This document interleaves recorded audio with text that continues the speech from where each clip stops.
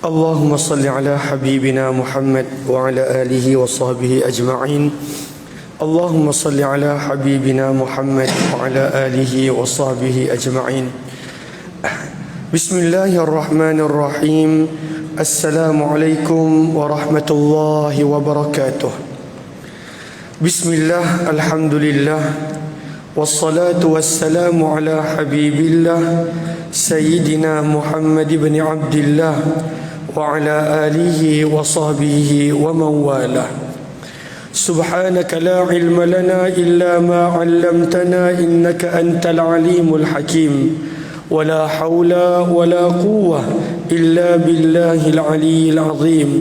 اللهم رب اشرح لنا صدورنا ويسر لنا أمورنا واحلل عقدة من ألسنتنا يفقه أقوالنا. اللهم فقهنا في الدين وعلمنا التأويل برحمتك يا رب العالمين.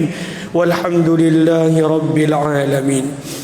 Alhamdulillah, summa alhamdulillah, syukur kepada Allah Subhanahu wa taala di atas segala nikmat kurniaan, di atas segala pemberian. Dengan bersyukur menjadikan kita sedar yang kita perlukan Allah. Dengan bersyukur, Allah Subhanahu wa taala akan tambahkan nikmat kepada setiap daripada kita. Selawat dan salam untuk junjungan mulia baginda Rasul sallallahu alaihi wasallam. Mudah-mudahan kita dapat dibangkitkan kelak bersama dengan baginda Rasul sallallahu alaihi wasallam. Yang saya muliakan pihak pengurusan Masjid Kota Damansara, ahli lembaga masjid, pengurus masjid, ahli jawatan kuasa masjid, barisan, para imam, para muazzin, para asatizah, pimpinan masyarakat, datuk datin, tuan-puan, hadirin hadirat dan semua tetamu Allah yang dirahmati lagi dikasihi oleh Allah Subhanahu wa taala. InsyaAllah pada malam ini di antara waktu dan maghrib kita nak membicarakan sedikit sebanyak berkenaan tentang peristiwa yang pernah berlaku di dalam kehidupan Nabi sallallahu alaihi wasallam. Mudah-mudahan bila kita baca sirah perjalanan hidup Nabi sallallahu alaihi wasallam, kita dapat mengenali bahawa betapa banyaknya pengorbanan yang baginda Nabi sallallahu alaihi wasallam lalui. Bahkan daripada semua para nabi, yang paling banyak diuji adalah baginda Nabi sallallahu alaihi wasallam. Lebih daripada baginda Nabi Musa, Nabi Isa, Nabi Nuh, Nabi Ibrahim, yang menjadikan dikenali sebagai nabi-nabi ulul azmi, yang paling banyak diuji adalah baginda Nabi sallallahu alaihi wasallam. Maka pada malam ini kita telah tiba berkenaan tentang peperangan Hunain yang berlaku pada tahun yang ke-8 Hijrah. Maka baginda Nabi sallallahu alaihi wasallam bila telah berjaya menawan kota Mekah, dan penawanan kota Mekah berlaku pada bulan Ramadan tahun yang ke-8 Hijrah. Sepatutnya perjanjian tersebut 10 tahun, perjanjian damai antara Nabi dengan orang Quraisy. Sepatutnya perjanjian tersebut adalah selama 10 tahun. Namun orang Quraisy adalah orang yang pertama melanggar perjanjian. Mereka bekalkan pada waktu itu senjata kepada orang-orang daripada Banu Bakar untuk memerangi pada waktu itu penyokong-penyokong Nabi sallallahu alaihi wasallam yang tinggal berhampiran dengan Mekah daripada kabilah Khuza'ah. Kabilah Khuza'ah ni ada perjanjian dengan Nabi sallallahu alaihi wasallam. Maka mereka telah bunuh kabilah Khuza'ah. Maka orang-orang Khuza'ah telah datang ke Madinah meminta Nabi sallallahu alaihi wasallam untuk bantu mereka. Maka Nabi SAW telah bawa tentera yang besar berjumlah 10,000, yang mana orang Quraisy akhirnya tahu mereka tak mampu nak menentang dan melawan Nabi SAW. Akhirnya pada 17 Ramadan, kota Mekah buat kali pertama telah jatuh kepada tangan Nabi SAW. Setelah 7 tahun lebih mereka menghalau Nabi SAW keluar daripada Mekah. Maka kota Mekah jatuh. Maka Nabi SAW ketika mana kota Mekah jatuh, Nabi SAW buat benda yang pelik. Selalunya kalaulah kita dapat pada waktu itu kuasa, kalaulah benda pertama yang kita buat, siapa pun dia akan balas dendam dulu. Lagi-lagi kalaulah pada waktu itu adalah orang Quraisy yang telah menyakiti Nabi berbelas tahun, 13 tahun kat Mekah, kemudian 8 tahun waktu Nabi berhijrah pun mereka tak biarkan Nabi. Daripada situ meletusnya Badar, Uhud, bahkan antara yang paling teruk adalah peperangan Khandaq yang berlaku terus menerus. Tapi Nabi SAW buat benda pelik. Apa yang baginda Nabi SAW buat? Nabi SAW maafkan orang Quraisy, maafkan tanpa sebarang syarat. Kita kadang-kala bila kita maafkan ada syarat dia. Kita ada syarat dia bila kita maafkan. Kita letak syarat. Pada waktu tu aku maafkan kau tapi begini, maafkan kau tapi begini. Ada syarat dia. Tetapi Nabi SAW tak ada syarat. Dan itu yang menjadikan para sahabat pada waktu itu menjadi kagum dengan akhlak Nabi SAW. Tak ada syarat. Bahkan Nabi SAW sebut dalam hadis, pada waktu itu idhabu, pergilah ke mana kamu nak pergi, antum utaqa'ullah, kamu adalah orang-orang yang dibebaskan kerana Allah. Langsung pada waktu itu Nabi tak ambil harta mereka, Nabi tak ambil rumah mereka, Nabi tak ambil apa-apa milik mereka, dan Nabi pada waktu itu sekadar melantik orang yang baru yang akan memimpin mereka daripada mereka yang pernah memimpin sebelum ini. Maka Nabi SAW maafkan. Dan sebenarnya benda yang paling susah adalah memaafkan. Seorang bapa kalaulah dah terlalu banyak terluka, belum tentu dia boleh maafkan anak dia. Seorang ibu kalaulah pada waktu itu dia dah terluka, bukan senang untuk dia maafkan anak dia. Apatah lagi kalaulah pada waktu itu orang asing, orang luar. Maka Nabi SAW, dan ianya tak mudah. Saya pun tak mampu nak melakukan seperti Nabi, kita pun tak mampu. Tetapi Nabi SAW maafkan mereka begitu sahaja tanpa syarat. Selalunya Nabi bila dah perang dekat sesuatu tempat, Nabi duduk 3 hari dan balik. Dekat Badar macam tu, dekat Khaybar macam tu, 3 hari dan balik. Tetapi dekat Mekah Nabi duduk sampai 19 hari. Kenapakah Nabi SAW duduk di situ? Antara sebabnya Nabi berharap orang Quraisy masuk Islam. Nabi berharap tanpa paksaan, tanpa perlu disuruh. Nabi berharap orang Quraisy masuk Islam. Maka Nabi duduk lama dekat kota Mekah, hampir 19 hari. Dan apa yang diharapkan oleh Nabi SAW akhirnya berlaku. Kata penulis buku rahimahullahu ta'ala, setelah beberapa minggu selepas daripada kemenangan kota Mekah, maka akhirnya Allah Subhanahu wa ta'ala telah mengizinkan orang Quraisy untuk masuk Islam. Semua dia pada waktu itu masuk Islam tanpa disuruh, tanpa paksaan. Dan dekat manakah mereka nak bertemu Nabi? Mereka nak bertemu Nabi dekat Bukit Safa. Maka kata penulis buku, maka pada waktu itu mereka setuju untuk masuk Islam tanpa paksa, dan mereka nak bertemu Nabi dekat Bukit Safa. Nah, Bukit Safa ni adalah tempat yang pertama Nabi dakwah terbuka. Kalaulah kita lalu kat Bukit Safa tu, dia bukan sekadar kisah Hajar dan juga dia mencari air, tetapi Nabi bila menjadi Rasul, Allah bagi Nabi peluang 3 tahun dakwah sembunyi-sembunyi. 3 tahun. Maka 3 tahun pertama Nabi boleh jumpa orang yang Nabi rasa boleh terima Islam. Itu 3 tahun pertama. Nabi tak perlu sampaikan dakwah kepada semua. Tetapi setelah 3 tahun, Allah turunkan ayat untuk Nabi berdakwah secara terbuka. Ada beberapa ayat, antaranya wa anzir ashiratakal aqrabin. Kamu dah mula kena beri peringatan kepada kaum keluarga kamu yang terdekat. Maka sebab itu, apakah bukit yang paling dekat dengan Baitullah Kaabah? Bukit Safa. Maka Nabi SAW telah mendaki Bukit Safa. Ada dalam riwayat Bukhari, Muslim dan juga Tirmizi. Maka Nabi panggil satu-satu keluarga. Wahai Banu Abdul Manaf, wahai Banu sekian, wahai Banu sekian.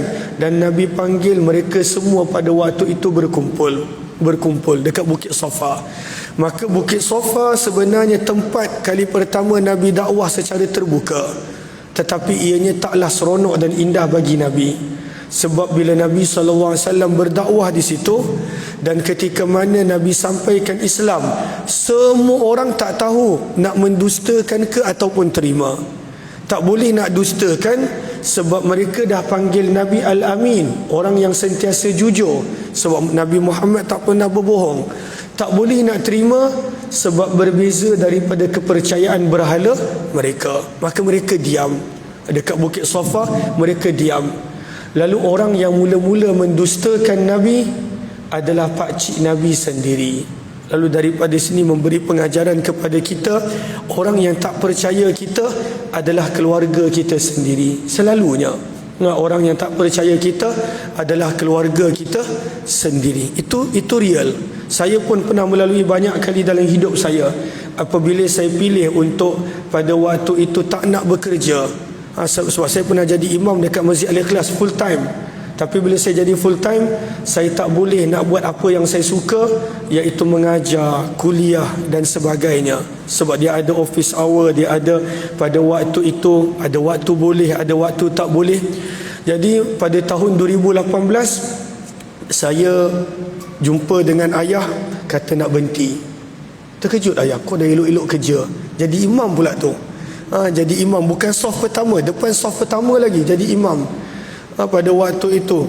Tapi pada waktu itu jiwa lebih suka untuk mengajar, berkongsi ilmu dan sebagainya. Maka ayah pada waktu itu tak bagi, tapi kita pada waktu itu terangkan kepada ayah, terangkan pada keluarga, yang mana ini passion kita, kita punya benda yang kita seronok buat. Bukanlah jadi imam tu tak seronok, tapi pada waktu itu mengajar adalah sesuatu yang seronok. Bahkan kalaulah macam contoh tahun ni, saya penuhkan jadual saya. Daripada sebelum subuh saya dah mula mengajar Sahih Muslim, pagi 7.40 sampai 8.30, kemudian 9 suku sampai pukul 11 mengajar Sahih Muslim, kemudian pergi kuliah Zuhur, kemudian balik sambung lagi mengajar Sahih Muslim, lepas asar mengajar lagi Sahih Muslim. Tadi kelas habis pukul 7, 6.30 sampai 7, terus datang kuliah maghrib, kadang-kala lepas isyak sambung lagi Sahih Muslim dekat madrasah. Ada satu madrasah mengajar, tahun ni mengajar 3 kitab hadis, Tirmizi, Sahih Muslim, dan nanti bulan 9 Sahih Bukhari pula. Jadi sebab seronok mengajar. So bila kita mengajar, maka kita terpaksa baca. Kita pada waktu itu kena ulang kaji. Kita pada waktu itu kena buka, kena buat rujukan, kena baca sana baca sini. Dan apabila kita berterusan membaca, maka bertambah pada waktu itu otak kita untuk berfikir. Maka sama, apabila nak berhenti kerja, keluarga pada waktu tu kata jangan, tak boleh survive, tak ada kerja, macam mana? Dan memang tak boleh survive pun. Secara realnya 2 tahun pertama tak boleh survive. 2018 sampai 2019 pada waktu tu tak boleh nak survive. Sebab kita dah biasa dapat gaji, dan di Masjid Al-Ikhlas pun gaji dia tinggi waktu tu.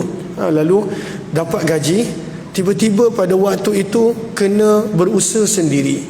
Tetapi Allah buka jalan, Allah kurniakan pada waktu itu jalan apabila kita percaya kepada Dia. Maka daripada sini kita belajar, Nabi SAW, semua orang tak dustakan Nabi. Yang mendustakan Nabi adalah pakcik Nabi sendiri. Siapakah nama beliau? Abu Lahab. Maka bila Abu Lahab tengok bahaya ni, seorang Quraisy mereka diam, mereka nak dustakan tak boleh, sebab Muhammad memang tak pernah berbohong. Tetapi Abu Lahab tak nak orang Quraisy untuk masuk Islam. Maka Abu Lahab bangun dan pada waktu itu berkata, tabbal laka ya Muhammad sa'iral yaum. Dahsyat kata-kata dia. Apa dia berkata? Celaka kamu wahai Muhammad untuk sepanjang hari. Alihadza jama'tana, adakah kerana perkara ini kamu kumpulkan kami? Maka celaka kamu wahai Muhammad. Allah murka dengan Abu Talib, maka turunlah satu surah, Tabbat yada Abi Lahabi wa tab. Allah celakakan Abu Lahab dengan perkataan yang sama. Dia panggil Nabi celaka, maka Allah panggil bukan sekali, 2 kali, Tabbat yada, celakalah kedua tangan Abu Lahab, watab, dan pastilah Abu Lahab itu celaka. Maka orang yang mula-mula mendustakan Nabi adalah keluarga Nabi. Namun lebih kurang 21 tahun lepas tu, bayangkan, bukan sekejap, 21, bukan 21, sebab 3 tahun pertama dakwah secara ni, lebih kurang 18 tahun selepas itu, dekat bukit yang sama, semua orang Quraisy masuk Islam, dekat bukit Safa yang sama. Kita boleh bayangkan bagaimana 18 tahun yang dulu, bila Nabi duduk dekat bukit Safa, pakcik Nabi, orang Quraisy dustakan Nabi SAW. Tapi lepas 18 tahun, bila Nabi duduk dekat bukit Safa, kata penulis buku rahimahullah, orang Quraisy semuanya telah berkumpul untuk pada waktu itu berbai'ah kepada Nabi. Zaman dulu, kalaulah masuk Islam, maka kebanyakan mereka yang masuk Islam, mereka berbai'ah. Bahkan kalaulah adanya khalifah yang baru naik, mereka berbai'ah. Apakah maksud berbai'ah? Memberi janji untuk taat dan setia. Mereka bai'ah. Maka bila mereka nak masuk Islam, maka mereka pada waktu itu kena bai'ah kepada Nabi SAW. Maka Nabi SAW, mula-mula Nabi berbai'ah dengan semua lelaki Quraisy. Maka semua masuk Islam. Orang yang pernah nak bunuh Nabi, orang yang pernah pada waktu itu nak buat macam-macam kepada Nabi, pada waktu itu mereka berbai'ah.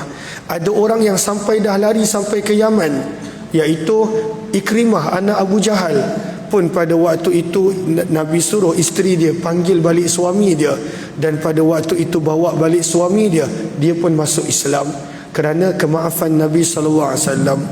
Maka sebenarnya maaf dia taklah mudah, namun pada waktu itu boleh memenangi hati manusia. Daripada orang yang nak membunuh Nabi menjadi kepada orang yang sahabat Nabi SAW. Maaf, dia tak mudah, tetapi pada waktu itu boleh menjadikan disayangi oleh manusia dan disayangi oleh Allah. Dan dia bukan maaf sekali. Ada orang kata, saya dah maafkan dia Ustaz. Berapa kali? Baru sekali. Itu pun maaf tak betul-betul maaf, ungkit, masih cerita dan sebagainya. Dia bukanlah begitu. Dia berulang kali dengan kita memaafkan. Maka pada waktu itu, orang tersebut tanpa kita sedar, kita boleh membawa dia dekat kepada Allah Subhanahu Wa Taala. Tak ada yang lebih jahat daripada Quraisy. Tapi Quraisy pada waktu itu boleh terbuka hati untuk masuk Islam apabila Nabi berterusan memaafkan mereka. Dan kita kalaulah dapat jadikan seorang je baik, seorang je. Nabi pesan kepada Sayyidina Ali, bila Sayyidina Ali nak pergi perang orang Yahudi, waktu tu dia dah berjalan bawa bendera, bawa tentera. Nabi kata, wahai Ali, kalaulah seorang sahaja dekat dengan Allah sebab kamu, lebih baik daripada harta yang paling bernilai di dunia. Seorang sahaja. Lalu pada waktu itu, dengan kita memaafkan manusia, walaupun kita tak dapat sanjungan apa-apa, tapi orang tersebut boleh menjadi lebih baik, maka sebenarnya itu adalah harta yang paling bernilai. Tapi dia bukan senang nak maafkan, tetapi dengan memaafkan akan datangnya banyak kebaikan. Maka mula-mula Nabi menerima bai'ah daripada sahabat-sahabat yang lelaki. Mereka semua berbai'ah kepada Nabi. Kemudian Nabi SAW pada waktu itu nak bercakap pula dengan wanita Quraisy. Pada waktu itu Umar bin Khattab bersama dengan Nabi SAW. Maka senyap-senyap dalam kumpulan wanita ini adanya Hindun binti Utbah, isteri kepada Abu Sufyan. Orang yang mana terkenal dengan vokal, dia memang jenis lantang, dan orang yang mana sangat berani. Bahkan ketika mana perang Uhud, dia boleh belah dada Hamzah dan keluarkan organ dalaman daripada badan Hamzah. Hindun binti Utbah. Maka dia malu nak jumpa Nabi SAW sebab dia telah buat macam tu kepada pakcik Nabi Hamzah. Maka dia menyorok dan pada waktu itu bersembunyi di bahagian belakang. Maka Nabi bila berbai'ah dengan perempuan, maka Nabi ingatkan mereka beberapa pesanan. Maka antara pesanan yang Nabi SAW sebut, maka Nabi SAW menyebut, jangan mensyirikkan Allah dengan sesuatu. Maka pada waktu itu ramai-ramai wanita berkata, pada waktu itu kami tak akan mensyirikkan Allah dengan sesuatu. Kemudian ada beberapa lagi bai'ah. Kemudian Nabi bersabda, janganlah kamu mencuri, janganlah mencuri. Maka sedang Nabi cerita jangan mencuri, Hindun ni dia memang seorang yang pada waktu tu vokal. Lalu apa dia cakap? Dia kata, aku ada pertanyaan. Kalaulah contohnya suami aku seorang yang kedekut, lalu aku ambil duit dia, maka adakah itu dikira mencuri wahai Rasulullah? Dia tanya, sebab Nabi kata jangan mencuri, tapi dia selalu ambil duit suami dia. Maka dia tak nak berjanji kepada Nabi, yang dia takkan mencuri. Lalu dia rasa pada waktu tu dia perlu clear dengan Nabi. Dia kata, wahai Rasulullah, kalaulah suami aku kedekut, aku ambil duit dia, adakah itu dikira mencuri? Bila Nabi dengar dia suara, maka Nabi kata, Hindun, adakah itu Hindun binti Utbah? Maka pada waktu itu Hindun mengaku, aku wahai Rasulullah, dan aku harap engkau memaafkan aku, dan semoga Allah pun memaafkan aku. Sebab dia tahu dosa dia besar, menyakiti Nabi SAW. Dia telah membelah dada mayat Hamzah ketika mana Hamzah syahid dalam peperangan Uhud. Maka bila Abu Sufyan tahu itu isteri dia, Abu Sufyan si suami, maka Abu Sufyan pada waktu itu berkata, semua yang engkau ambil adalah halal wahai isteriku. So isteri dia cakap depan semua orang yang suami dia bakhil, suami dia kedekut. Maka Abu Sufyan pun menjadi malu. Abu Sufyan berkata, apa pun yang kamu ambil adalah halal dan ianya tak dikira sebagai mencuri.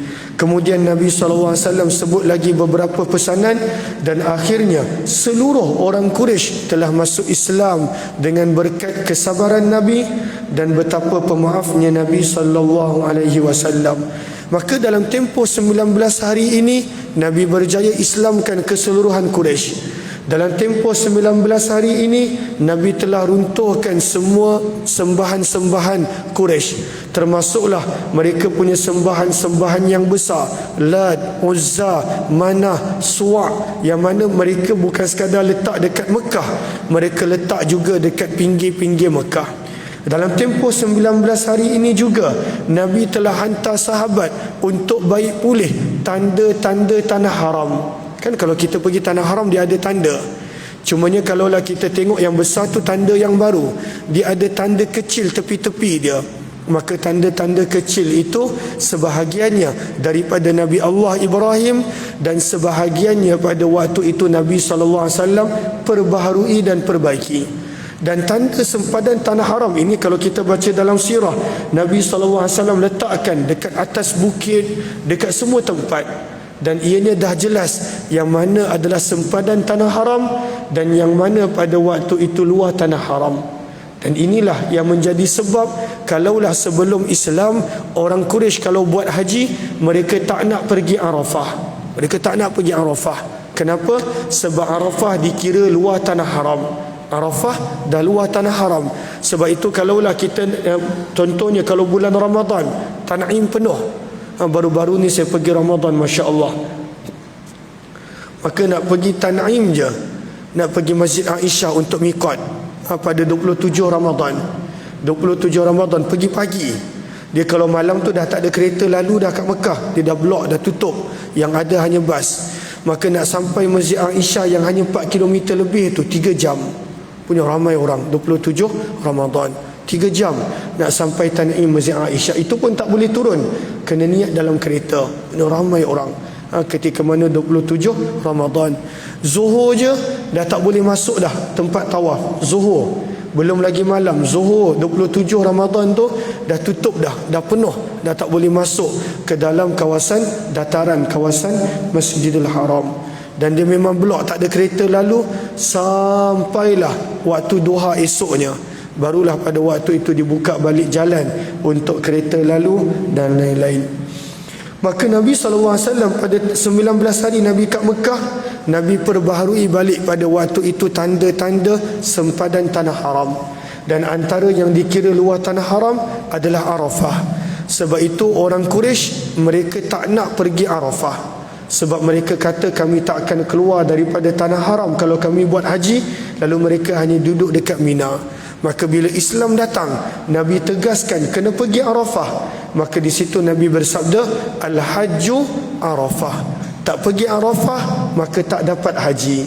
Maka barulah pada waktu itu orang-orang Quraisy yang baru masuk Islam, mereka pergi ke Arafah. Kalaulah tidak, sebelum Islam, orang Quraisy mereka ubah, mereka tak pergi ke Arafah. Lalu kalau kita pergi Arafah, kita dah boleh niat ihram umrah, sebab dah dikira keluar daripada tanah haram. Maka ketika mana Nabi SAW berada di Mekah, maka kabilah-kabilah yang masih lagi tak Islam, dan bila mereka nampak orang Quraisy dah masuk Islam, maka mereka tercabar. Dan pada waktu itu mereka takut akan hilang daripada tanah Arab sembahan-sembahan berhala.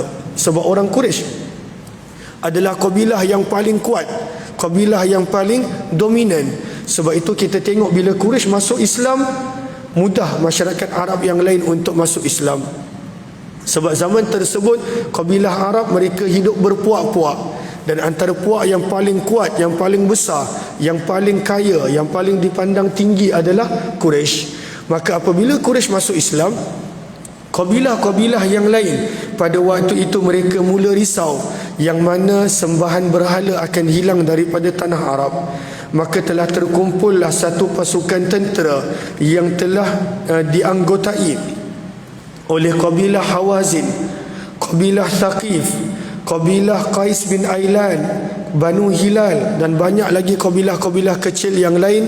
Maka mereka telah kumpulkan tentera untuk mengalahkan Nabi SAW. Tujuan mereka satu, supaya Rasulullah tidak menghilangkan agama mereka, sembahan berhala mereka. Maka mereka merancang untuk menyerang Nabi SAW. Tapi Nabi lagi pandai. Apa yang Nabi SAW buat? Nabi SAW hantar seorang sahabat untuk pada waktu itu duduk dengan mereka untuk tempoh beberapa hari.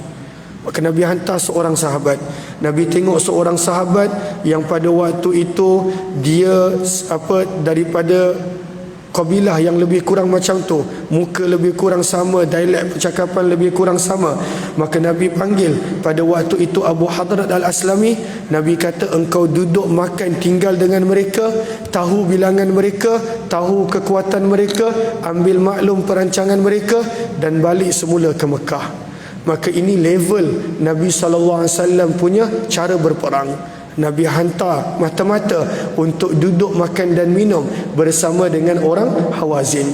Maka perisik Nabi SAW pada waktu itu telah tinggal bersama dengan mereka, kumpulkan segala kekuatan mereka, cari kelemahan mereka, tahu perjalanan mereka, dan kemudian balik semula kepada Nabi SAW dan terangkan kepada Nabi SAW. Maka Nabi SAW nampak antara kelemahan pasukan tentera ini kerana mereka bawa isteri dan anak-anak beserta semua harta. Mereka bawa. Pemimpin mereka yang bernama pada waktu itu, Allahumma salli ala Sayyidina Muhammad, nama pemimpin dia adalah Malik bin Auf. Dia kata, kita kalau perang mesti lari, lawan Muhammad je mesti lari. Maka apa kita kena buat? Kita kena bawa semua harta kita, semua kambing-kambing, unta, lembu, semua isteri-isteri bawa, semua anak-anak bawa, emas, perak, semuanya bawa. Maka mereka bawa semua. Sebab itu dalam peperangan ini, inilah harta rampasan paling banyak Nabi pernah dapat. Berapakah harta rampasan yang Nabi SAW dapat? Maka dalam sirah disebutkan, maka dalam peperangan ini yang Nabi SAW dapat adalah 6,000 tawanan perang. 6,000 banyak tuan-tuan. Zaman tersebut hamba seorang, kalau sebab bila jadi tawanan, automatik ikut sistem pada zaman tersebut menjadi hamba. Seorang hamba jumlah dia adalah mahal, bukanlah pada waktu itu sedikit. Kemudian berapakah ekor unta yang diperolehi? Maka kata penulis buku, pada waktu itu telah berjaya dapat 24,000 ekor unta. 24,000. Sebab satu kabilah punya harta. Maka mungkin bila kita sebut 24,000 nampak tak banyak. Cuba kali dengan 5,000. Seekor unta katakanlah 5,000. Maka jumlahnya adalah 120 juta. Harga nilai unta yang dapat 24,000 ekor unta. Nilai dia 120 juta dalam peperangan ini. Kambing berapa kambing? Maka jumlah yang berjaya dapat kambing adalah 40,000 kambing. 40,000. Zaman kita korban kambing kalau kat masjid saya 13, 1,300. Maka 1,352 juta nilai duit yang pada waktu itu zaman kita 40,000 kambing. Tersangat banyak harta. Belum lagi emas dan perak. Emas yang berjaya dapat adalah pada waktu itu 4,000 uqiyah. 4,000 uqiyah. 4,000 uqiyah ni susah nak kira. Satu uqiyah dia bersamaan dengan 40 dinar. Satu dinar katakanlah 1,000, dia 1,000 lebih. Satu dinar kali dengan 40, kemudian kali dengan 4,000, maka 160 juta dia punya tunai yang dimiliki oleh orang Hawazin. Tetapi waktu ini Nabi tak bagi sedikit pun kepada sahabat yang dah lama masuk Islam. Nabi tak bagi. Nabi tak bagi pun kepada orang Ansar. Nabi tak bagi pun kepada orang Muhajirin. Nabi tak bagi. Lalu harta ni habis dekat siapa? Adapun yang tawanan perang, Nabi pulangkan balik. Itu akhlak Nabi. Mereka datang berjumpa dengan Nabi setelah Nabi tunggu dia 15 hari. 15 hari Nabi tunggu bila habis perang. Maka pada waktu itu mereka tak datang-datang. Lepas Nabi dah bahagi-bahagikan pada waktu itu apa tawanan perang, maka mereka datang. Maka Nabi kata, tak boleh, aku dah bahagi-bahagikan tawanan perang. Tapi kalaulah kamu nak juga, maka hanya boleh salah satu. Sama ada nak isteri dan anak, ataupun pada waktu itu nak harta. Maka mereka kata, wahai Rasulullah, kami nak isteri dan anak kami. Maka Nabi SAW kata, tunggu. Maka bila masuk je waktu solat, lepas solat Nabi SAW bangun. Maka Nabi bersabda, sesungguhnya orang-orang Hawazin datang meminta untuk dipulangkan keluarga mereka, dan aku pula telah tunggu mereka 15 hari. Mereka tak datang. Namun mereka datang, maka aku memerintahkan yang mula-mula kena pulangkan adalah daripada keluarga aku semua. Maka keluarga Nabi SAW pulangkan, dan aku minta pada sahabat yang lain untuk pulangkan. Itu akhlak Nabi. Semua benda mula daripada keluarga Nabi dulu. Semua benda. Maka bila keluarga Nabi pulangkan, barulah pada waktu itu semua para sahabat pulangkan. Cuma ada juga sahabat yang tak nak pulangkan. Dia kata, milik aku wahai Rasulullah, aku takkan pulangkan. Maka Nabi minta dia pulangkan, dan Nabi berjanji untuk bayar kepadanya dengan bayaran yang lain. Maka Nabi pulangkan. Walaupun mereka tak masuk Islam, Nabi pulangkan pada waktu itu keluarga mereka. Namun daripada sudut harta yang lain, Nabi bagi siapa? Maka Nabi SAW nampak pada waktu itu orang Quraisy yang baru masuk Islam, mereka pada waktu itu menyangka yang para sahabat bila berperang kerana duit, kerana harta. Dan ini adalah antara harta rampasan yang sangat banyak, berjuta beratus juta bila kita kira tadi. Maka apa yang Nabi buat? Nabi tak bagi pun kepada para sahabat yang dah lama masuk Islam. Maka pada waktu inilah kita baca dalam hadis, ada seorang ni minta, wahai Rasul, mula-mula dia main. Antara yang mula-mula minta Abu Sufyan. Abu Sufyan kata, wahai Rasulullah, aku nak 100 ekor unta boleh? Maka Nabi kata, untuk Abu Sufyan 100 ekor unta. Maka terkejut dia. Nabi bagi macam tu je, 100 ekor unta. Nampak macam tak banyak, kalikan dengan 5,000. Kemudian dicuba uji lagi Nabi. Dia kata, wahai Rasulullah, anak lelaki aku, dia pun ikut berperang, boleh tak bagi dia 100 ekor unta? Nabi kata, untuk anak Abu Sufyan 100 ekor unta. Maka Nabi habiskan harta dalam tempoh yang sekejap, sehingga terkenal dekat tanah Arab bahawa tidak ada orang yang lebih pemurah daripada Rasulullah sallallahu alaihi wasallam. Maka yang peperangan yang paling banyak harta adalah peperangan Hunain, dan nombor 2 paling banyak harta adalah peperangan Khaybar. Peperangan Khaybar yang mana harta dia banyak adalah tanah. Peperangan Khaybar harta dia banyak adalah tanah. Maka ketika mana orang Yahudi, sebab orang Yahudi mereka duduk di Khaybar, maka bila orang Yahudi kalah dalam peperangan Khaybar, maka sebelum perang Nabi dah bagi tawaran. Nabi kata, masuk Islam, kami tak nak harta kamu. Kalaulah kamu tak nak masuk Islam, bayar jizyah. Jizyah ni cukai.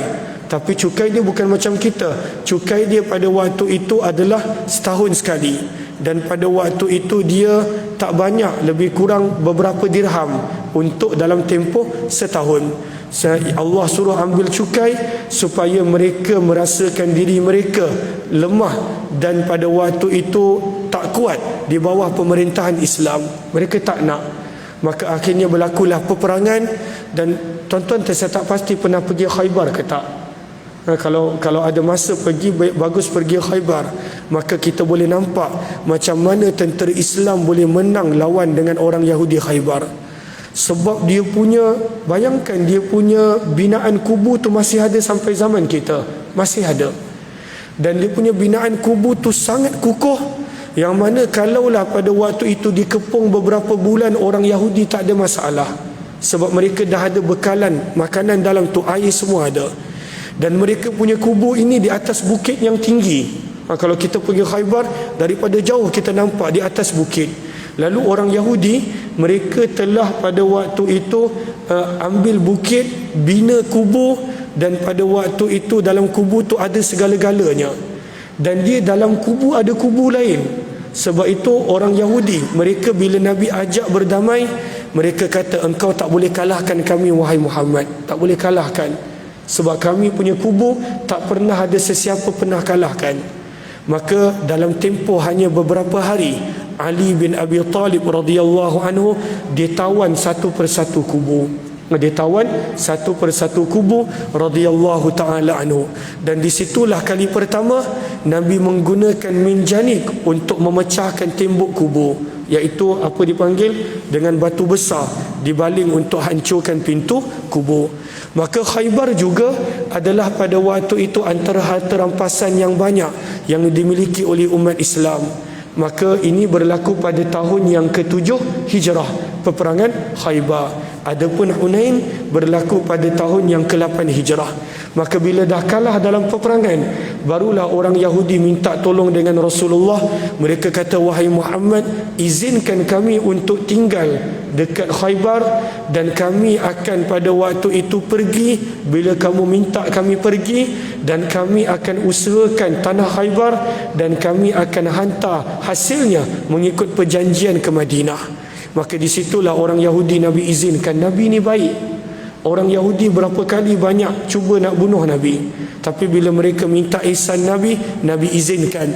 Sehinggalah ketika mana zaman pemerintahan Umar bin Khattab pada waktu itu diaktifkan klaus tadi. Dia kata, orang Yahudi aku dah tak nak berada dekat kawasan Hijaz. Maka dia suruh orang Yahudi keluar, sebab tanah Khaybar itu memang milik umat Islam apabila orang Yahudi kalah dalam peperangan Khaybar. Maka inilah yang berlaku dalam peperangan Hunain berkenaan tentang harta rampasan yang banyak, dan bagaimana Nabi SAW pada waktu itu menunjukkan kepada sikap empati, sikap penyayang, walaupun kepada musuh, walaupun kepada sesiapa pun. Maka inilah Nabi SAW dalam peperangan ini juga, kata para ulama sirah, boleh kita belajar tentang keberanian Nabi. Sebab orang Hunain dan Hawazin, mereka berjaya menyerang hendak Nabi dan para sahabat. Mereka berjaya. Maka bila mereka menyerang Nabi dan para sahabat, pada waktu itu sahabat-sahabat yang baru masuk Islam, mereka berundur dan melarikan diri. Lari. Sebab datang pada waktu itu jumlah tombak anak panah yang banyak daripada celahan bukit. Maka Nabi SAW seorang tak lari. Sampaikan kata Abu Sufyan bin Harith. Abu Sufyan bin Harith ni sepupu Nabi. Dia terpaksa pegang unta Nabi, bagal Nabi, supaya Nabi tak maju seorang diri. Beraninya Nabi SAW, seorang yang sangat berani. Maka dalam sirah disebutkan ketika mana semua para sahabat kebanyakannya berundur, Nabi SAW pada waktu itu maju seorang diri. Sampaikan Abu Sufyan bin Haris pada waktu itu dia pegang bagal Nabi. Abbas bin Abdul Muttalib, pakcik Nabi, dia pada waktu itu pegang bagal Nabi. Ini contoh keberanian Nabi. Kebanyakan orang bila pada waktu itu dia dah menjadi ketua, dia berada paling belakang. Dihantar yang rendah-rendah ni dulu untuk ke depan. Tetapi bukan Nabi sallallahu alaihi wasallam, seorang yang sangat berani. Walaupun berani, tetapi dalam sirah dicatatkan Nabi tak pernah bunuh seorang pun dalam medan perang. Tak pernah.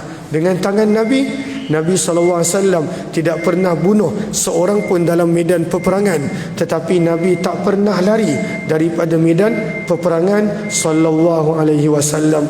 Inilah secara ringkas peperangan Hunain dan apa yang berlaku setelah peperangan Hunain. Mudah-mudahan kita dapat mempelajari sedikit sebanyak daripada akhlak mulia Nabi sallallahu alaihi wasallam. Mudah-mudahan kita boleh menjadi orang yang memaafkan, orang yang pada waktu itu menjadi penyebab lebih ramai manusia mendekatkan diri kepada Allah Subhanahu wa taala. Wabillahi taufiq wal hidayah. Assalamualaikum warahmatullahi wabarakatuh. Subhanakallahumma wa bihamdika nashhadu an la ilaha illa anta nastaghfiruka wa natubu ilaik. Subhana rabbika rabbil izzati amma yasifun wa salamun alal mursalin walhamdulillahi rabbil alamin. Jazakumullahu khairan. Terima kasih di atas segala perhatian yang telah diberikan.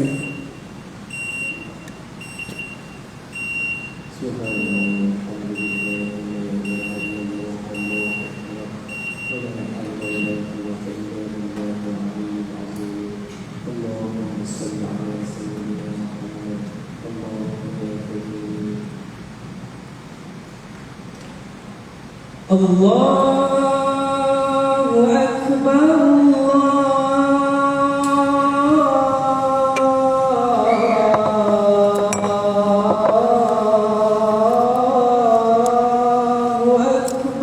Allahu Akbar. Allah.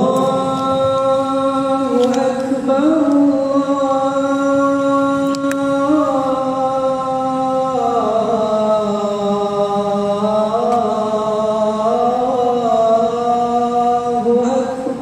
Allahu Akbar.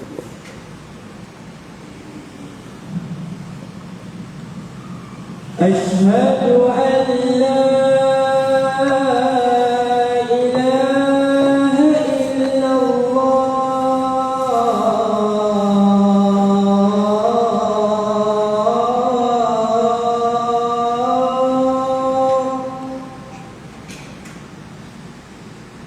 أشهد أن لا إله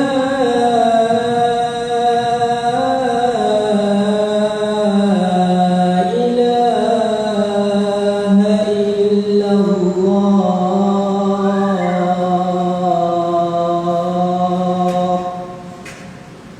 لا إله.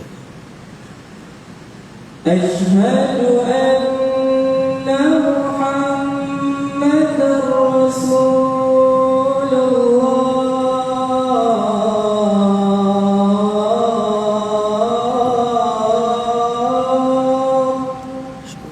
Rasulullah. أشهد أن محمدا رسول الله.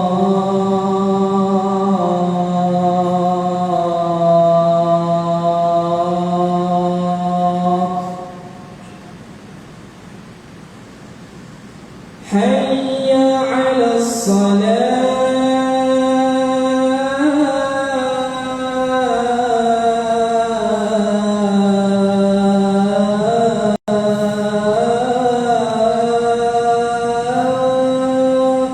لا حول ولا قوة. حي على الصلاة.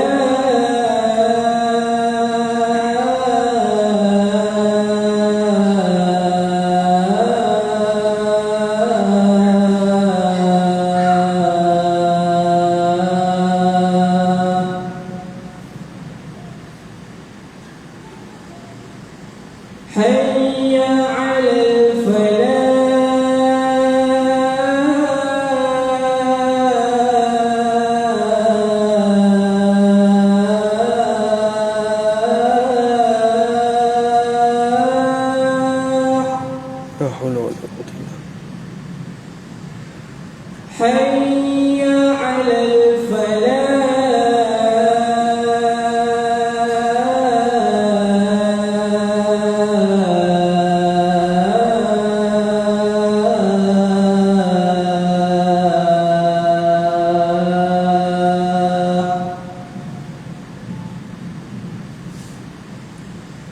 الله